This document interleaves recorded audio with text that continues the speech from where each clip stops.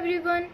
Today's our topic is secondary shell that are used in automobiles and inverter. ये है इसका level diagram. इसमें हम 12 वोल्ट की लेड स्टोरेज बैटरी का यूज़ करते हैं and it consist of 6 cell. इसमें 6 शेल होती हैं and each cell is of 2 volt. जो प्रत्येक शेल है वो 2 वोल्ट की होती है. ठीक है. इसमें जो ये जो पिंक कलर में दिख रही हैं ये जो शेल्स हैं, इसमें जो इसके अंदर हमने फिल कर रखा है लेड.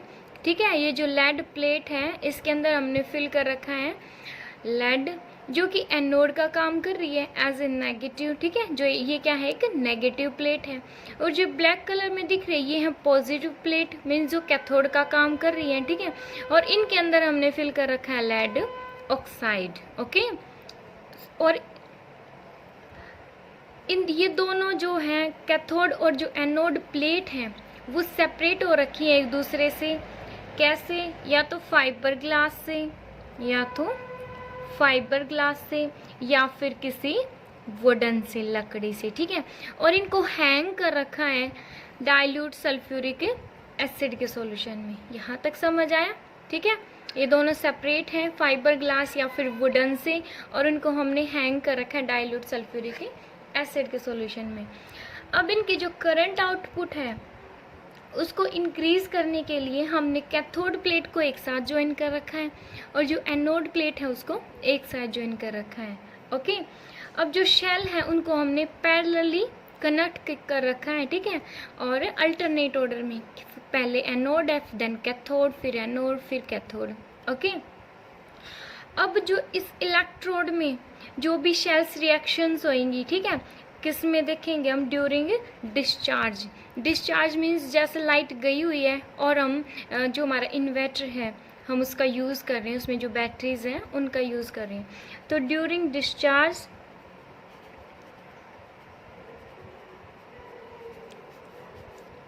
जो शेल रिएक्शन होंगी वो क्या होंगी? At anode. अगर हम एनोड पे बात करें, एनोड पे क्या होगा? एनोड क्या करेगा? इलेक्ट्रॉन्स को लूज करेगा. ठीक है. एनोड पे होगा ऑक्सीडेशन. क्या होएगा? जो लेड है, यहाँ पे जो लेड है, लेड किस फॉर्म में है? सॉलिड फॉर्म में है. प्लस जो सल्फेट आयन है, जो सल्फ्यूरिक एसिड है, वो ब्रेक हो जाएगा बिकॉज ये क्या है? एक स्ट्रॉन्ग एसिड है. H प्लस और SO4 2 नेगेटिव आयन्स के अंदर. तो सल्फेट आयन ये क्या है? एक्वस फॉर्म में है, डाइल्यूट ले रखा है हमने. ओके.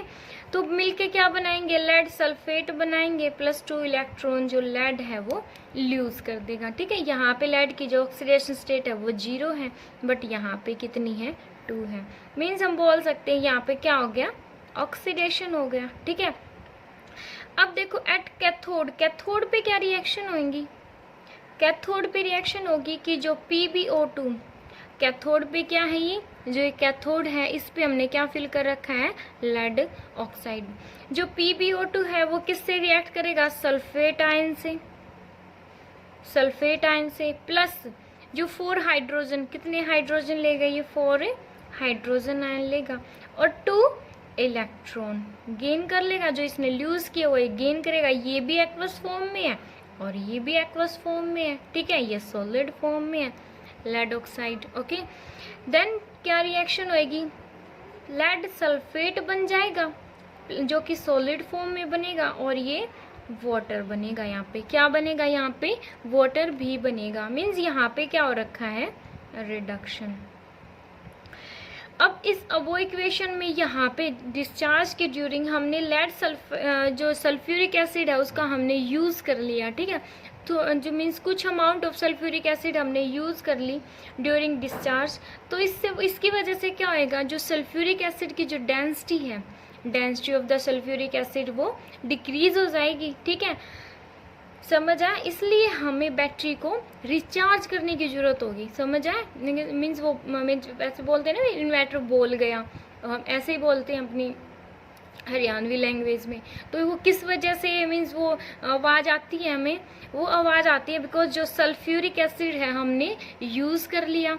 इसके लिए हमें ये जो बैटरीज हैं हमें इनको दोबारा से रिचार्ज करने की नीड है। ओके, देन अब हम रिएक्शन देखेंगे कि जो रिचार्ज करने के ड्यूरिंग क्या क्या रिएक्शंस होती हैं।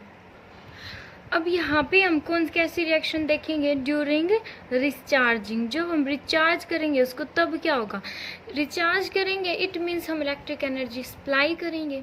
इलेक्ट्रिक एनर्जी हम कब सप्लाई करते हैं, हम सप्लाई करते हैं इलेक्ट्रोलाइटिक शेल के अंदर, है ना। इलेक्ट्रोलाइटिक शेल्स में हमें पहले इलेक्ट्रिक एनर्जी सप्लाई करेंगे तब रिडॉक्स रिएक्शन होएंगी, अब फिर इलेक्ट्रिक एनर्जी केमिकल एनर्जी में कन्वर्ट होएगी, ठीक है। इसलिए हम मीन्स जो ये शेल है वो भी किस टाइप से बिहेव करेगी, एज इलेक्ट्रोलाइटिक शेल की तरह बिहेव करेगी, ठीक है।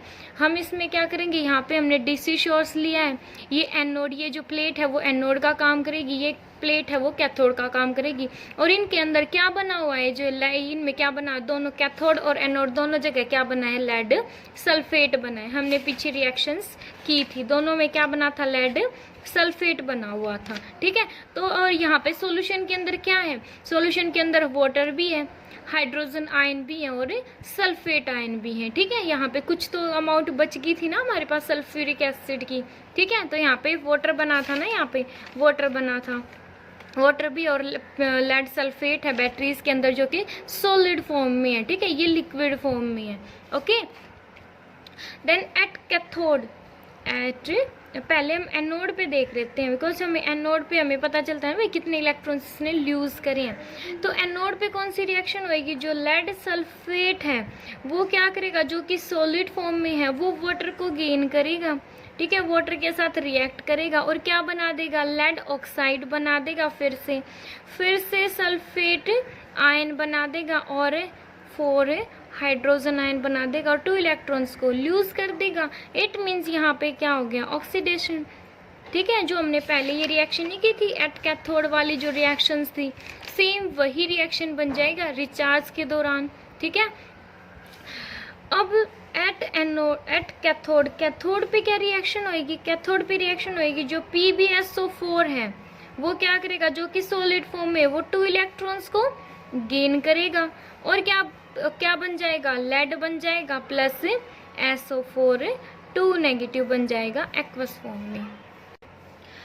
तो जो ओवरऑल रिएक्शन होएगी वो क्या होएगी, 2 PbSO4, 2 इलेक्ट्रॉन से 2 इलेक्ट्रॉन कैंसिल आउट हो जाएंगे, plus 2 molecule of water, then form lead oxide and 4 hydrogen ion and 2 sulfate ion। ये हमारी हो जाएगी ओवरऑल रिएक्शन। ये जो रिएक्शंस हैं वो मीन्स ऐसे क्यों होता है, बिकॉज हमने जो भी डिस्चार्ज के दौरान हमें क्या मिलता है, लेड सल्फेट मिलता है। लेड सल्फेट की वजह से यहाँ पे क्या हो गया, जो अगर हम इलेक्ट्रिक एनर्जी सप्लाई करते हैं तो जो लेड सल्फेट है वो वापस से लेड ऑक्साइड और लेड में कन्वर्ट हो जाता है, ठीक है। मीन्स जो लेड सल्फेट है वो डिस्चार्ज के ड्यूरिंग सॉलिड फॉर्म में है वो, ठीक है, वो इलेक्ट्रोड्स जो हैं उनके स्टिक हो जाता है, वो चिपक जाता है, जिसकी वजह से ये सारी रिएक्शंस होती हैं। फिर जो लेड सल्फेट है वाटर से रिएक्ट करेगा कैथोड पे एंड कैथोड पे वो 2 इलेक्ट्रॉन्स को गेन कर लेगा और लेड फॉर्म कर लेगा, ठीक है।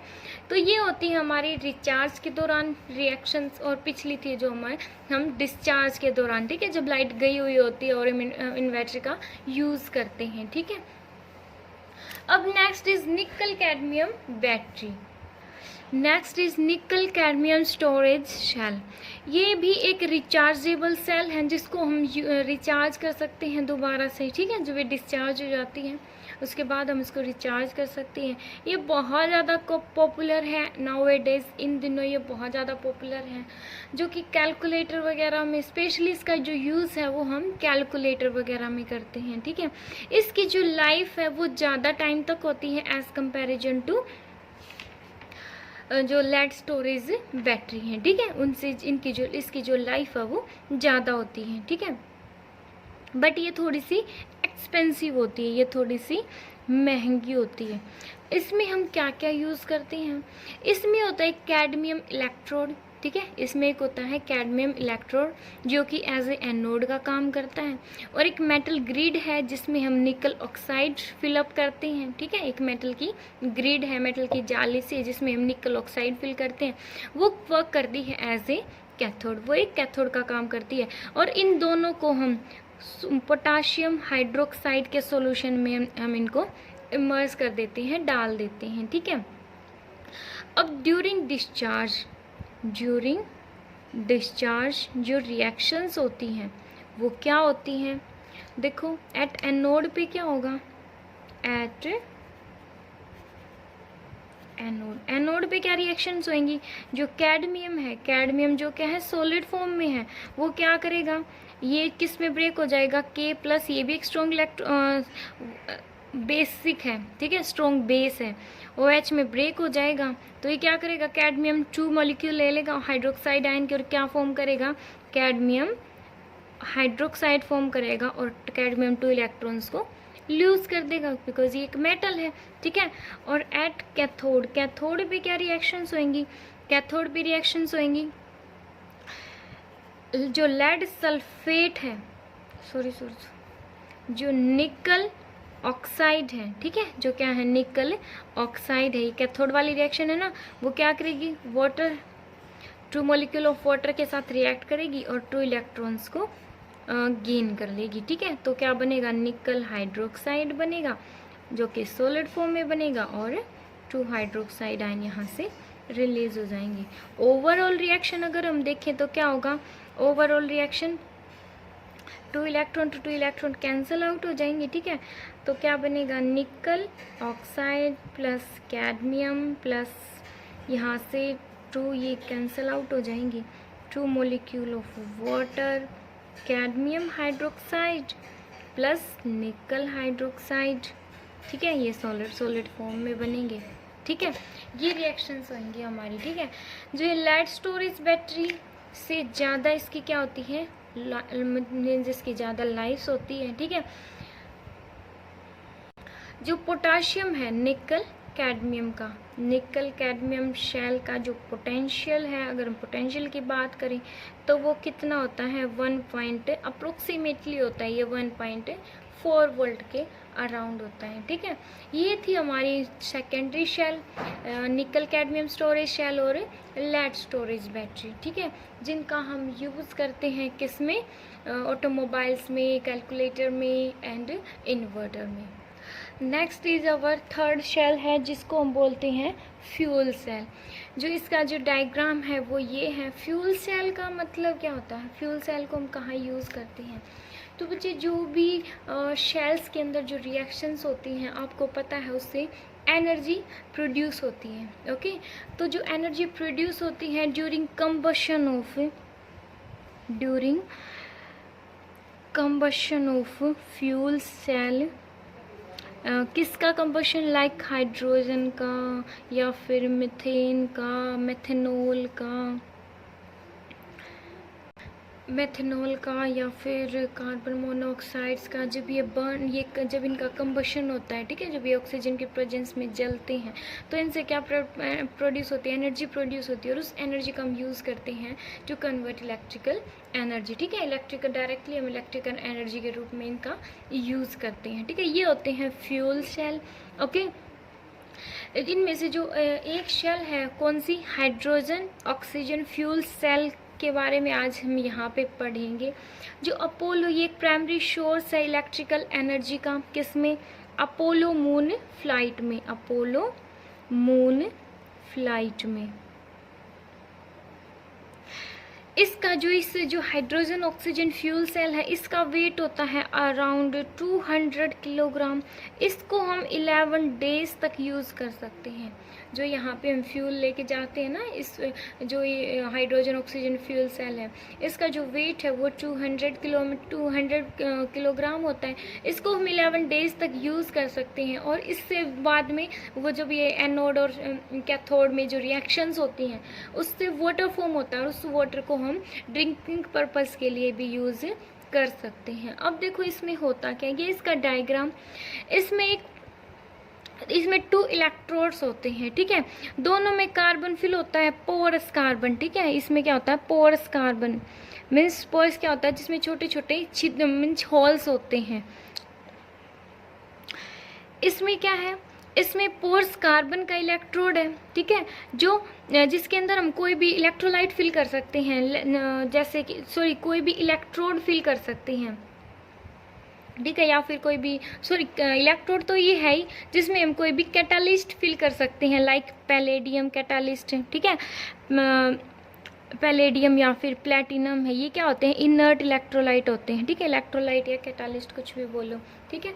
तो ये जो कैथोड है, जो पोर्स कार्बन है जिसमें हम कोई भी इलेक्ट्रोलाइट फिल कर सकते हैं, वो काम करता है कैथोड का। और एनोड है, सेम एनोड भी वही, ठीक है, ये भी क्या होता है, पोर्स कार्बन का बना हुआ होता है, ठीक है, जिसमें मीन्स जो कार्बन है वो किस फॉर्म में, थोड़े थोड़े उसमें हॉल से बने हुए हैं, जिसमें कोई भी सुटेबल कैटालिस्ट फिलअप कर सकते हैं, ठीक है। दोनों में क्या है, दोनों जो इलेक्ट्रोड्स हैं, हम बोल सकते हैं कि जो दोनों इलेक्ट्रोड्स हैं वो किससे बने हुए हैं, वो कार्बन इलेक्ट्रोड से बने हुए हैं, उसमें से एक एनोड का काम करेगा और एक कैथोड का काम करेगा, ठीक है। यहाँ से इनलेट है हाइड्रोजन, यहाँ से हम हाइड्रोजन गैस फिल करेंगे, यहाँ से हम राइट साइड से हम ऑक्सीजन गैस फिल करेंगे, ठीक है। जो कैथोड और जो एनोड है, जो कैथोड और एनोड है वो दोनों सेपरेट हैं, किससे, कंसंट्रेटेड एक्वस सोडियम हाइड्रोक्साइड से या फिर पोटाशियम हाइड्रोक्साइड से। हम इनमें से एक हाइड्रोक्साइड डालेंगे, या तो सोडियम हाइड्रोक्साइड या फिर पोटाशियम हाइड्रोक्साइड।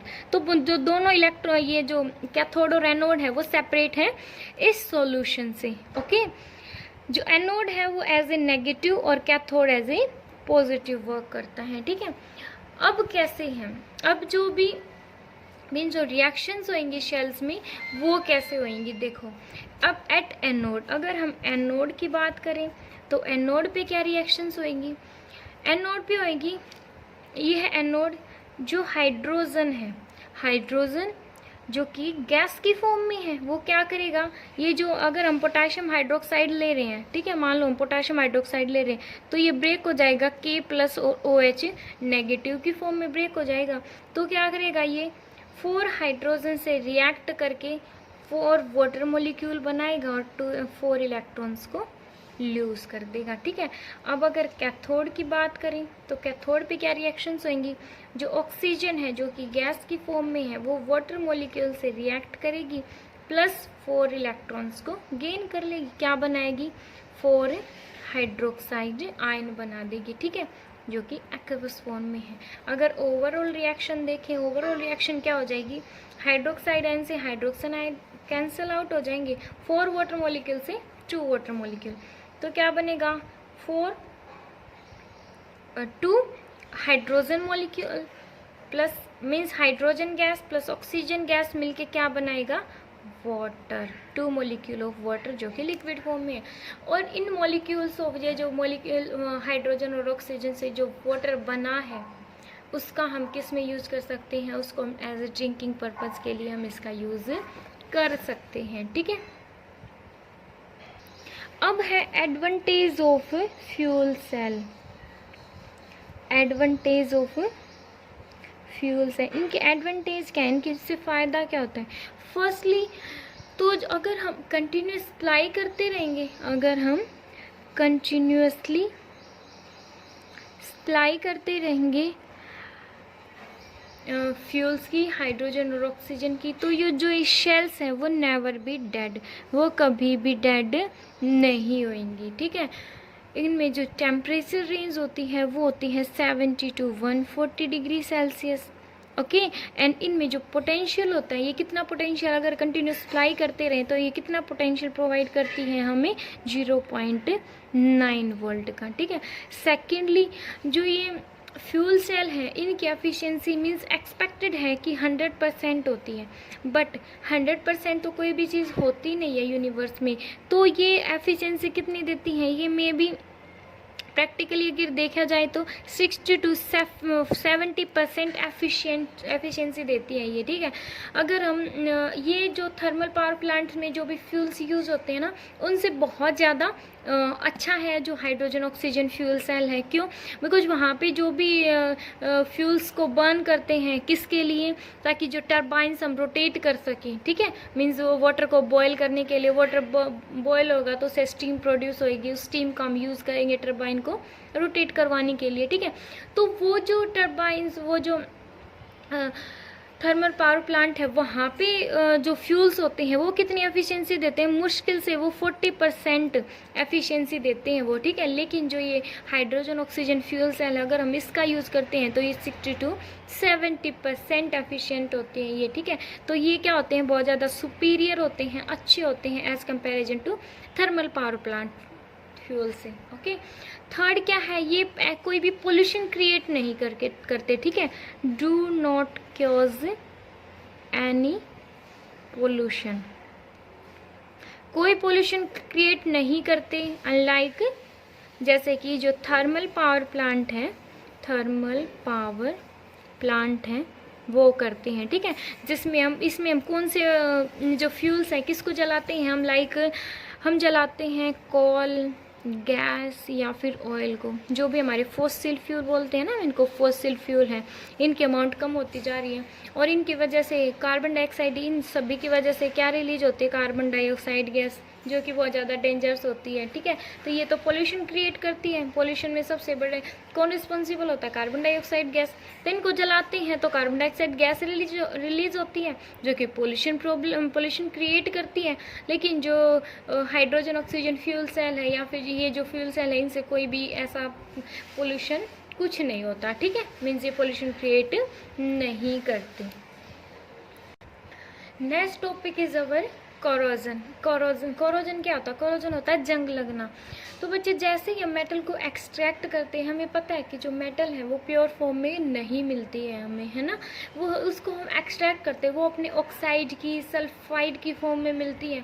बहुत कम जो मेटल अनरिएक्टिव होती हैं, जो किसी से रिएक्ट करना पसंद नहीं करती, वो मिलती है हमें प्योरेस्ट फॉर्म में, ठीक है। अदरवाइज हमें कोई भी मेटल हम बोल सकते हैं कि भाई प्योर फॉर्म में नहीं मिलती। तो जैसे ही हम उनको एक्सट्रैक्ट करते हैं उनके और से, ठीक है, सल्फाइड या ऑक्साइड की फॉर्म में मिलते हैं, तो जो सल्फाइड और जो ऑक्साइड है हम उनको बोलते हैं ऑर्स, ठीक है। तो जब हम उनको उनके और से अलग करते हैं तो रिवर्स प्रोसेस स्टार्ट हो जाती है। जो नेचर है, नेचर उनको फिर से किस में कन्वर्ट करना चाहती है, उसी फॉर्म में कन्वर्ट करना चाहती है जिसमें वो हमें मिली थी, ठीक है। बिकॉज नेचर में हमारी जो एनवायरनमेंट है, एनवायरनमेंट में क्या प्रेजेंट है, गैसेस प्रेजेंट है, लाइक ऑक्सीजन, कार्बन डाइऑक्साइड, ठीक है। तो ये क्या करेंगी, ये उसके ऊपर लेयर बना लेती हैं उस मेटल के ऊपर, जिसकी वजह से जो भी रिजल्ट हमें चाहिए होता है वो हमें नहीं मिल पाता, ठीक है। और हम बोलते हैं कि मेटल गेट कोरोड, की जो मेटल है वो कोरोड हो गई, ठीक है। तो ये क्या होती है, एक बिल्कुल स्लो प्रोसेस होती है। जैसे ही अगर डेफिनेशन वाइज देखें तो कोरोजन क्या होता है, the process of slowly eating of metal, की जो मेटल को स्लोली थोड़े धीरे धीरे करके खा जाना, ड्यू टू किसकी वजह से, मीन्स ईटिंग का वर्ड हमने, ईटिंग जो वर्ड हमने क्यों यूज किया, कुछ जो मेटल है वो धीरे धीरे ख़त्म ही तो होती जा रही है। इनके अटैक से जो भी ऑक्साइड्स हैं उनके ऊपर लेयर बना लेते हैं, जिसकी, ठीक है। जो आयरन को हम बोलते हैं भाई जंग लग गया, किसकी वजह से लगता है, बिकॉज जो आयरन है, जो भी आयरन इसमें अगर हम उसको वाटर के प्रेजेंस में रख देते हैं, अगर लोहे का कूलर वगैरह है, कोई भी लोहे की ऐसी चीज़ है जिसको हमने बाहर रख दिया, अगर वो वाटर से रिएक्ट कर जाएगा तो उस पर जंग लग जाता है, उसकी जो अपर लेयर है वो बिल्कुल डैमेज हो जाती है, ख़त्म होना स्टार्ट हो जाती है ना। तो उसी को हम क्या बोलते हैं, the process of slowly eating of metal due to attack of, किसकी वजह से, जो एटमॉस्फेरिक गैसेज हैं उनके अटैक की वजह से, किसके ऊपर, on the surface of metal की सरफेस के ऊपर, resulting into the formation of, क्या बन जाता है वहाँ पे, कंपाउंड फॉर्म हो जाता है, जैसे कि ऑक्साइड हैं, सल्फाइड हैं, या फिर कार्बोनेट्स हैं, सल्फेट्स हैं, ठीक है।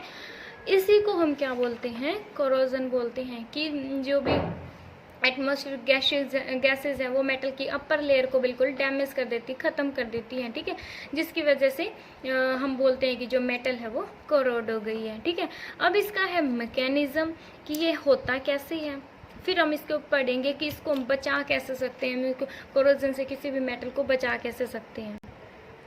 मैकेनिज्म में फर्स्ट जो थिंग्स वो क्या है कि जो किसी भी मेटल के सरफेस पे जो वाटर वेपर्स प्रेजेंट हैं, ठीक है, वो क्या करेंगी, जो वाटर वेपर्स प्रेजेंट है मेटल सरफेस के ऊपर, जो भी कार्बन डाइऑक्साइड और जो ऑक्सीजन गैस है उससे रिएक्ट कर जाएंगी। पहले वो रिएक्ट करेंगी कार्बन डाइऑक्साइड से, एक एसिड फॉर्म करती हैं जिसको हम बोलते हैं कार्बोनिक एसिड, ठीक है, ये फॉर्म कर लेंगी। अब जो कार्बोनिक एसिड है वो ब्रेक डाउन हो जाएगा किसमें, 2H+ और CO3 2 नेगेटिव, हाइड्रोजन और कार्बोनेट आयन के अंदर ब्रेक हो जाएगा। समझ आया? फर्स्टली क्या किया, किसी भी मेटल सरफेस है उसके ऊपर क्या प्रेजेंट है, जो वाटर वेपर्स प्रेजेंट है वो क्या करेंगे, एनवायरनमेंट में जो कार्बन डाइऑक्साइड गैस है उससे रिएक्ट करेंगी और एक एसिड फॉर्म कर लेंगी जिसको हम बोलते हैं कार्बोनिक एसिड। देन जो कार्बोनिक एसिड है वो डिसोसिएट हो जाएगा, ठीक है, कुछ हद तक डिसोसिएट हो जाएगा किसमें, एज ए हाइड्रोजन और कार्बोनेट आयन के अंदर, ठीक है। अब सेकेंड थिंग क्या होगी कि जो आयरन है, आयरन का क्या हो जाएगा, ऑक्सीजन की प्रेजेंस में ऑक्सीडेशन हो जाएगा, ठीक है। ऑक्सीडेशन होगा तो क्या होएगा, आयरन जो है अपने इलेक्ट्रॉन्स को लूज कर देगी। आयरन क्या करेगी, अपने इलेक्ट्रॉन्स को लूज कर देगी, ठीक है। और जो आयरन है वो किस में कन्वर्ट हो जाएगी, फेरस आयन के अंदर। किस में कन्वर्ट हो जाएगी, फेरस आयन के अंदर। थर्डली क्या होगा, जो इलेक्ट्रॉन इसने लूज किए हैं उसको कोई तो गेन करेगा, ठीक है। तो जो ऑक्सीजन है वो क्या करेगी, ऑक्सीजन प्लस जो ये हाइड्रोजन आयन है, ये 4 हाइड्रोजन आयन, ये क्या करेगी, 4 इलेक्ट्रॉन्स को, 4 हाइड्रोजन है तो 4 इलेक्ट्रॉन्स को गेन करेगी, ठीक है। तो क्या बना लेगी, यहाँ पे वाटर मोलिक्यूल्स फॉर्म कर लेगी, ठीक है। ये एज ए कैथोड का काम करेगा, ठीक है। और जो ये है यहाँ पे ये जो इसने इलेक्ट्रॉन्स लॉस करे थे ये एनोड का काम करेंगे, ठीक है। समझ आया? अगर ओवरऑल रिएक्शन देखें तो अगर थर्ड और फोर्थ से ओवरऑल रिएक्शन हमारी क्या हो जाएगी, कैथोड और एनोड जब मीन्स रिएक्ट करेंगे एक दूसरे के साथ, तो जो ओवरऑल रिएक्शन है वो क्या होगी हमारी, वो हो जाएगी 2 आयरन, मीन्स यहाँ पे 2 इलेक्ट्रॉन है ना, तो हम इसको 4, यहाँ पे 4 इलेक्ट्रॉन चाहिए कैंसिल आउट करने के लिए, बिकॉज अगर हमसे शेल रिएक्शन लिखनी है तो कोई भी इलेक्ट्रॉन से नहीं होना चाहिए। तो इसको 2 से मल्टीप्लाई करेंगे, 4 आ जाएगा, ये 2 हो जाएगा और ये 2 हो जाएगा। तो क्या हो जाएगा, 2 iron plus 4 electron, 4 electron cancel out, ठीक है, plus O2 plus 4H+, okay. Then क्या बनेगा, 2Fe2 plus 2 molecule of water, ठीक है। अगर हम इसका EMF निकालें शेल्स का, वो होता है 1.67 वोल्ट होता है, ठीक है। ये होती है रिएक्शन इसकी। और पीछे हमें जो भी फेरस आयन मिला था ना, देखो यहाँ पे जो फेरस आयन मिला है, जो वाटर मोलिक्यूल मिले हैं, वो फिर से क्या करेंगे, वो फिर से ऑक्सीजन के साथ रिएक्ट कर लेंगे। नेक्स्ट स्टेप में क्या होगा कि जो 4Fe2 प्लस जो वाटर मोलिक्यूल थे, ठीक है, वो क्या करेंगे, वो ऑक्सीजन से रिएक्ट कर लेंगे और बना देंगे फेरिक ऑक्साइड बना देंगे। क्या बना देंगे, फेरिक ऑक्साइड बना देंगे, प्लस 8H+ आयन यहाँ से एक्वस फॉर्म में रिलीज हो जाएंगे, ठीक है। नेक्स्ट जो फेरिक ऑक्साइड है वो फिर से क्या करेगा, वाटर मोलिक्यूल से रिएक्ट करेगा, उसका हाइड्रेशन हो जाएगा, मीन्स जो भी वाटर मोलिक्यूल्स प्रेजेंट है, वाटर वेपर्स प्रेजेंट है, उनसे रिएक्ट कर जाएगा कि जो फेरिक ऑक्साइड है वो क्या करेगा, 2 आएगा यहाँ पे। वो फिर से वो बहुत सारे वाटर मोलिक्यूल, एक्स मीन्स क्या है, कोई भी अमाउंट हो सकती है, उससे रिएक्ट करेगा और क्या बना लेगा, मीन्स इसका हाइड्रेशन हो जाएगा, वाटर इसके साथ मिक्सअप हो जाएगा, ठीक है। तो क्या Fe2O3.XH2O, ये क्या होता है, हाइड्रेटेड फेरिक ऑक्साइड, ठीक है। इसको हम बोलते हैं रस्ट, की इस पे ऊपर जंग लग गया, इसको हम बोलते हैं कि इसके ऊपर जंग लग गया। ये होती है ओवरऑल प्रोसेस, ठीक है। अब जो है फैक्टर कि किस वजह हम इसको कैसे बचा सकते हैं, ठीक है। Factor which promote corrosion, corrosion को कौन कौन से फैक्टर प्रोमोट करते हैं, ठीक है, किसकी वजह से जंग लगता है।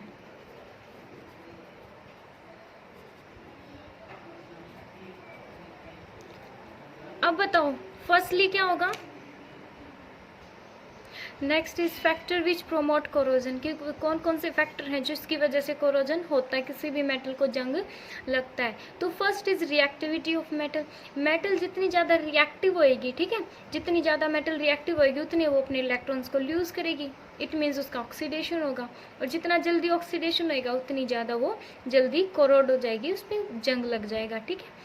Second is presence of impurities, जितनी ज़्यादा इम्प्योरिटीज प्रेजेंट होगी उसके अंदर, ठीक है, उतनी ही जल्दी वो कोरोड होएगी, उसके ऊपर जंग लगेगा। जो प्योर मेटल होती है वो कभी भी कोरोड नहीं होती, ठीक है। जैसे अगर प्योर आयरन हुआ हमारे पास तो उसके ऊपर कभी भी जंग नहीं लगेगा। जंग कब लगता है, बिकॉज वो कभी भी प्योर फॉर्म में हमें नहीं मिलता। Third is presence of air and moisture, जितनी ज़्यादा एयर और मॉइस्चर प्रेजेंट होंगे, ठीक है, एयर मॉइस्चर में क्या होगा, वाटर वेपर्स होंगी, ठीक है, वाटर वेपर्स जो पूरी प्रोसेस बताई उसमें बहुत जल्दी जंग लग जाएगा, ठीक है, ये होता है जंग का फॉर्मूला। तो एयर और मॉइस्चर की वजह से भी जंग बहुत जल्दी लगता है, ये भी प्रमोट करते हैं कोरोजन को, ठीक है, जैसे कि सल्फर डाइऑक्साइड है, कार्बन डाइऑक्साइड है, ये मेटल को कोरोड कर सकते हैं। अगर वैक्यूम है, अगर वहाँ पे एक किसी कोई ऐसा प्लेस हो जहाँ पे वैक्यूम हो, मीन्स ना एयर हो ना मॉइस्चर हो, तो वहाँ पे भी कभी भी जंग नहीं लगता, ठीक है। Next is strain in metal, metal में कहीं पे बैंड हो रखा है ना, कहीं से भी वो मीन्स बैंड हो जाता है ना मेटल के ऊपर, जैसे इस टाइप से कोई भी मेटल है ऐसे, तो ये वाला प्लेस है ना जहाँ पे बैंड है, वहाँ पे जंग बहुत जल्दी लग जाता है, ठीक है।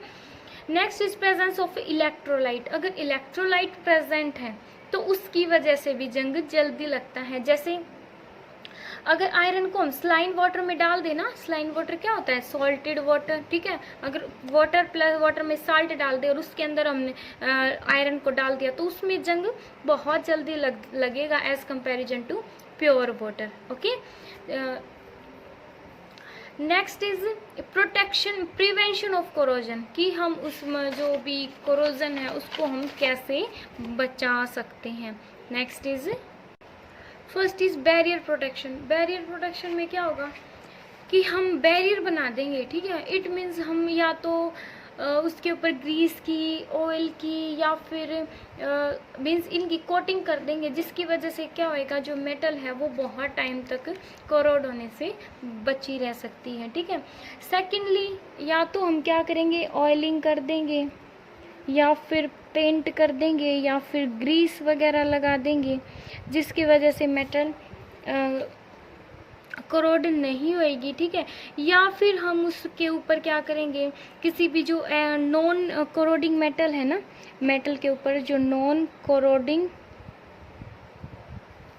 मेटल है उसकी लेयर लगा देंगे, जैसे कि निकल है, एल्यूमिनियम, या फिर जिंक है, टिन है, जिसको हम SN बोलते हैं, इन मेटल की कवर चढ़ा देंगे, ठीक है, लेयर बना देंगे, जिसकी वजह से क्या होगा, ये क्या नॉन कोरोडिंग मेटल है, इन पे जंग नहीं लगता, ठीक है। जो आयरन है उसके ऊपर लेयर बना देंगे इनकी, समझ आया, उसकी वजह से भी जो मेटल है वो कोरोड होने से बची रह सकती है, ठीक है।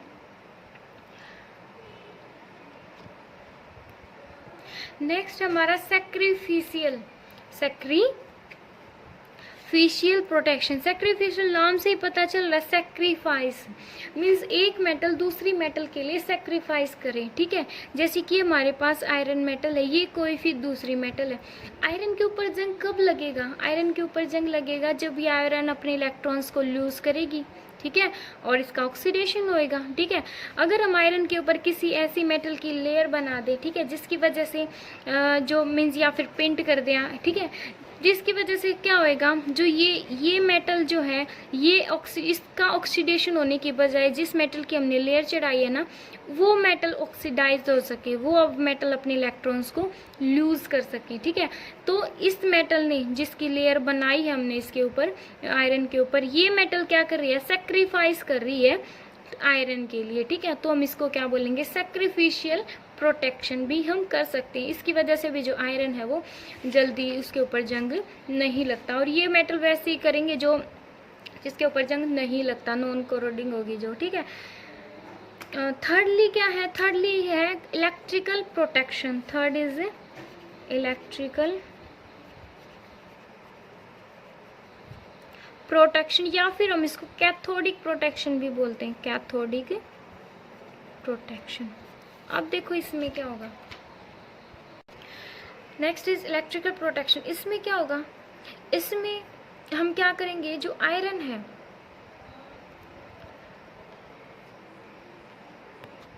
जो भी आयरन की मेटल है ना, हमें जिसको प्रोटेक्ट करना है उसको हम क्या करें, उसको हम डायरेक्टली कनेक्ट कर देंगे या तो किसी भी मीन्स ऐसी मेटल के साथ जो उससे ज़्यादा रिएक्टिव है, ठीक है। हम उसको किससे रिएक्ट मीन्स कनेक्ट कर देंगे, या तो हम डायरेक्टली कनेक्ट करेंगे, ठीक है, या फिर उसको किसी भी वायर के थ्रू, ठीक है। कैसे रिएक्टिविटी सीरीज आपने देखी होगी, जो मैग्नीशियम है वो आयरन से ज़्यादा रिएक्टिव है, तो जो आयरन के ये हमने एक पाइप ले रखी है, आयरन की पाइप को हम कनेक्ट कर देंगे मैग्नीशियम से, या तो आप डायरेक्टली कनेक्ट कर दो या फिर किसी वायर के थ्रू कनेक्ट कर दो, ठीक है। तो इससे क्या होएगा, इससे ये जो मैग्नीशियम है वो एनोड का काम करेगी, ठीक है, और ये कैथोड का काम करेगी, ठीक है। अब होगा क्या, एक्चुअल में जो मैग्नीशियम है वो अपने मैग्नीशियम एनोड का काम कर रही है, तो मैग्नीशियम अपने इलेक्ट्रॉन्स को लूज करेगी, ठीक है, 2 इलेक्ट्रॉन्स को लूज कर देगी। अब जो ये इलेक्ट्रॉन्स हैं वो इस वायर के थ्रू कहाँ ट्रांसफ़र हो जाएंगे, आयरन की पाइप में ट्रांसफ़र हो जाएंगे, ठीक है। तो आयरन की पाइप में क्या होगा, अब यहाँ पे जो ये यहाँ पे ऑक्सीजन गैस जो है एनवायरनमेंट में है, +4 हाइड्रोजन आयन गेन करेगी, वाटर वेपर्स भी प्रेजेंट है, और जो ये 2 इलेक्ट्रॉन्स है और 4 इलेक्ट्रॉन्स, ठीक है, वो क्या बना देंगे, वाटर फॉर्म कर देंगे, ठीक है। जो ये चीज़ें हैं ऑक्सीजन, हाइड्रोजन और जो इलेक्ट्रॉन्स है वो आयरन की जो पाइप्स आयरन है जो भी उसके उसको सराउंड कर लेंगे, ठीक है। उसको सराउंड करने के बाद जो आयरन है वो प्रोटेक्ट रहा, मीन्स उसके ऊपर कभी भी जंग नहीं लगेगा। जो ये आयरन मेटल है, जो ये मैग्नीशियम मेटल है, वो इलेक्ट्रॉन्स को लूज करती रहेगी, वो इलेक्ट्रॉन्स है वायर के थ्रू यहाँ पे ट्रांसफर होते रहेंगे, और इलेक्ट्रॉन्स, हाइड्रोजन आयन और ऑक्सीजन है वो इसको सराउंड कर लेंगे, जिसकी वजह से सराउंड करके वाटर वेपर्स वाटर फॉर्म कर लेंगे, और इसकी वजह से क्या होगा, जो आयरन है उसको कभी भी जंग नहीं लगेगा, ठीक है। इसको हम बोलते हैं कैथोडिक प्रोटेक्शन, ठीक है। अगर अकेला ऑक्सीजन होता तो क्या करे, ऑक्सीजन क्या करता, ऑक्सीजन आयरन के साथ रिएक्ट करके आयरन ऑक्साइड बना लेता, ठीक है, और उसके ऊपर जंग लग जाता, ओके। बट ये सारी चीज़ें एक साथ प्रेजेंट है जिसकी वजह से आयरन को जंग नहीं लगेगा, ओके। तो जब तक आयरन के ऊपर क्या है, जब तक हम आयरन को किससे कनेक्ट करेंगे, एक्टिव मेटल के साथ कनेक्ट करेंगे, उसके ऊपर कभी भी जंग नहीं लगेगा, ठीक है। अब हम ऐसे भी बोल सकते हैं कि जो मैग्नीशियम है यहाँ पे एक सैक्रिफिशियल मेटल है, बिकॉज आयरन मैग्नीशियम क्या कर रही है, आयरन के लिए एक सेक्रीफाइस ही तो कर रही है, इसकी जगह पे ये इलेक्ट्रॉन्स को यूज कर रही है, समझ आया। अगर डायरेक्टली आयरन कॉन्टैक्ट में आएगा किसी भी एयर या मॉइस्चर के, तो आयरन क्या करेगा, आयरन का ऑक्सीडेशन हो जाएगा, आयरन इलेक्ट्रॉन्स को लूज करेगा और लूज कर करके उसके ऊपर रेस्ट लगता रहेगा। बट इसकी जगह पे हम इसको किससे कनेक्ट कर देंगे, उससे ज़्यादा एक्टिव मेटल से कनेक्ट कर देंगे, तो उससे क्या होगा, जो मैग्नीशियम है, जो एक्टिव मेटल है, वो इलेक्ट्रॉन्स को लूज करेगी, उसका ऑक्सीडेशन होएगा, और इसके ऊपर तो रिडक्शन होएगा, समझ आया। इसके ऊपर रिडक्शन होगा जिसको हम कैथोडिक प्रोटेक्शन बोलते हैं। सैक्रिफिशियल में क्या होगा, उस मेटल के ऊपर उस मेटल की लेयर चढ़ा देंगे जो उसके लिए सेक्रीफाइस करेगी अपनी, मीन्स अपनी मेटल जो भी आयरन है उसको ऑक्सीडेशन होने की बजाय दूसरी मेटल है वो अपने इलेक्ट्रॉन्स को लूज करेगी, ठीक है। फिर है using anti rust solution, next is using anti rust solution. हम जो आयरन मेटल है उसको एंटी रस्ट सॉल्यूशन में डाल देंगे, ठीक है, या एल्कलाइन क्रोमेट सॉल्यूशन बोलते हैं जिसको, ठीक है। Anti rust solution like alkaline जो कि बेसिक है, क्रोमेट सॉल्यूशन में डाल देते हैं, जिसकी वजह से जो आयरन है वो बहुत टाइम्स तक उसके ऊपर जंग नहीं लगता, ठीक है।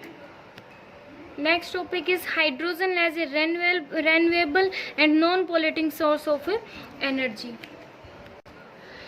तो बच्चे जो हाइड्रोजन है वो क्या है, नॉन पोल्यूटिंग सोर्स है एनर्जी का, उसकी वजह से जो पोल्यूशन है वो भी कम होता है, ठीक है। और रिन्यूएबल सोर्स क्यों है, बिकॉज जो भी हम फॉसिल फ्यूल्स का आज के टाइम पे यूज़ करते हैं लाइक कोल, ऑयल, गैस, ठीक है, ये क्या होते हैं, non renewable source of energy होते हैं। मीन्स अगर हमने इनको ज़्यादा अमाउंट में यूज़ कर लिया तो ये ख़त्म हो जाएंगे, बिकॉज इनको बनने में अराउंड 300 मिलियन से भी ज़्यादा टाइम लगता है, ठीक है। तो अगर हमने इनको ज़्यादा अमाउंट में यूज़ कर लिया तो फ्यूचर जनरेशन इनको यूज़ नहीं कर पाएगी, ठीक है। तो ये क्या होते हैं, नॉन रिन्यूएबल सोर्स होते हैं एनर्जी के। इसलिए आज के टाइम पे जो साइंटिस्ट है इसका अल्टरनेट सोर्स ढूंढ रहे हैं एनर्जी का, जो क्या हो, जो मीन्स, और इनसे जो फॉसिल फ्यूल्स होते हैं हमारे, उनसे बहुत ज़्यादा अमाउंट में कार्बन डाइऑक्साइड गैस रिलीज होती है जो हमारे एनवायरनमेंट को भी पॉल्यूटेड करती है, ठीक है। तो जो हाइड्रोजन है वो इनका अल्टरनेट सोर्स है एनर्जी का, जो क्या है, रिन्यूएबल है, ठीक है, जिसको हम, जो कभी भी ख़त्म भी नहीं होगा, ठीक है, और नॉन पोल्यूटिंग है, जिसको हम दोबारा, और जो जिससे पोल्यूशन भी क्रिएट नहीं होता, ठीक है। तो आज मीन्स जो आने वाला टाइम है उसमें इन फ्यूचर में हम ज़्यादा से ज़्यादा हाइड्रोजन का यूज़ करेंगे एज ए फ्यूल के रूप में, और जो कोल पेट्रोलियम है उसको हम लिमिटेड अमाउंट में यूज़ करेंगे। आज के टाइम में आपको पता है CNG LPG इनका यूज़ किया जा रहा है, बिकॉज ये क्या है, इनसे पोल्यूशन कम होता है, पोल्यूशन कम होगा तो हमारा एनवायरनमेंट क्लीन रहेगा, ठीक है, जिसकी वजह से हम अच्छे से सांस ले पाएंगे, ठीक है, और जो कोई भी जैसे डिजीज़ वगैरह है वो भी कम होएंगी, ठीक है। तो ये था हमारा last topic, and our third chapter is complete.